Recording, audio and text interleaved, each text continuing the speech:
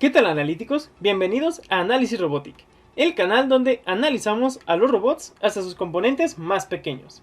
Esta es la segunda parte de los transistores. En el video anterior, que les está apareciendo aquí arriba, vimos la explicación. ¿Qué es un transistor? ¿Cómo se comportan? Aquí vamos a calcular las resistencias y corrientes necesarias para ponerlos a funcionar en el mundo real o en simulación. Antes de empezar, debo aclarar que todos estos cálculos te darán un valor muy cercano al que debería de suceder en la vida real o en simulación, ya que cada transistor viene con características específicas y únicas por transistor. Para continuar con los cálculos, necesitaremos tener presente la ley de Ohm. Si no saben lo que es o cómo se calcula, les dejaré el video aquí arriba. Es necesario que lo vean para que comprendan los siguientes cálculos. Los siguientes datos son sacados de la hoja de especificaciones del transistor NPN con nomenclatura 2N3904, que se los dejaré en la descripción del video.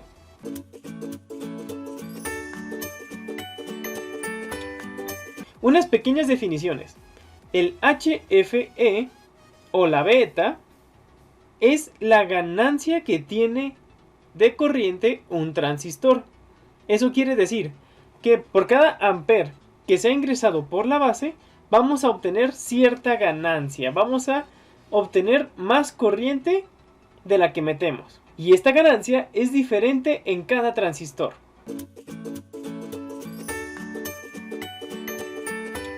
Tenemos el siguiente circuito. De carga tenemos una resistencia de 24 ohms, un voltaje de 12 volts y una corriente de 500 miliamperes. Del lado de base tenemos una señal de entrada de 5 volts. Esta entrada de voltaje puede ser la salida de un Arduino, puede ser un botón. Lo importante es que tenemos 5 volts para activar el transistor. Y el transistor tiene una beta de 40. Este circuito debemos de hacer que se comporte como conmutador. Ahora, debemos calcular la resistencia de la base que lleve el transistor a saturación.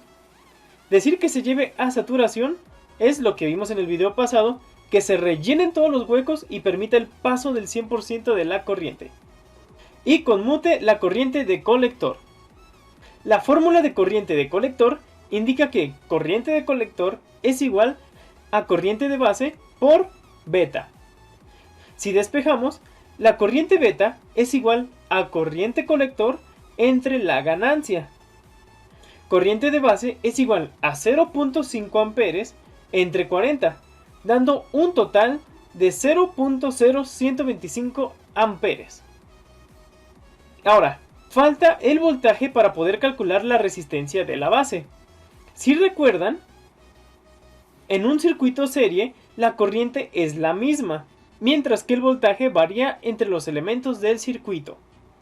Con eso en mente, tomamos el voltaje de entrada a base de 5 volts y el voltaje que consume el transistor.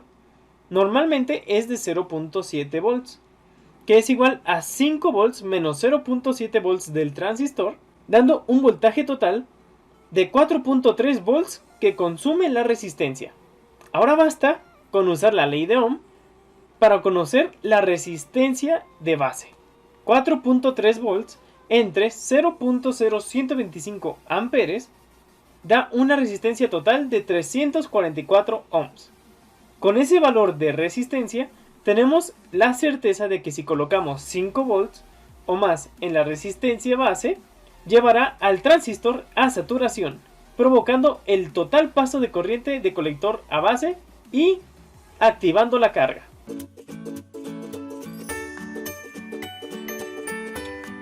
Ahora el transistor NPN en su configuración amplificador.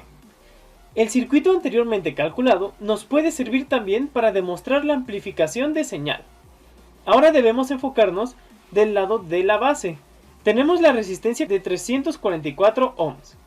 Si ponemos el voltaje de entrada de 1 volt, calculamos la corriente de la resistencia, 1 volt menos 0.7 volts, entre 344 ohms, da una corriente en base de 0.0009 amperes o 900 microamperes. Corriente colector es igual a corriente base por ganancia o beta. Esto es 900 microamperes por 40, dando una corriente en colector de 0.036 amperes.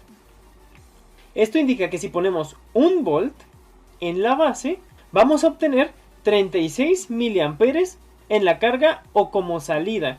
Si se fijan, es mucha la diferencia entre 900 microamperes y 36 miliamperes. Ahí se ve la amplificación. Pero para dejarlo más claro, calemos con 2 volts. Si calculamos con 2 volts, tenemos como corriente en colector 0.148 amperes o 148 miliamperes. Si comparamos la corriente de entrada en base de 3.7 miliamperes contra la corriente que se obtiene de 148 miliamperes, podemos ver que tenemos un gran aumento de corriente. Si calculamos con 3 volts, tenemos como corriente de salida 264 miliamperes de 6.6 que tenemos de entrada en base. Y si colocamos 4 volts, tendremos como corriente en colector 384 miliamperes en comparación de los 9.6 miliamperes que se tiene de entrada.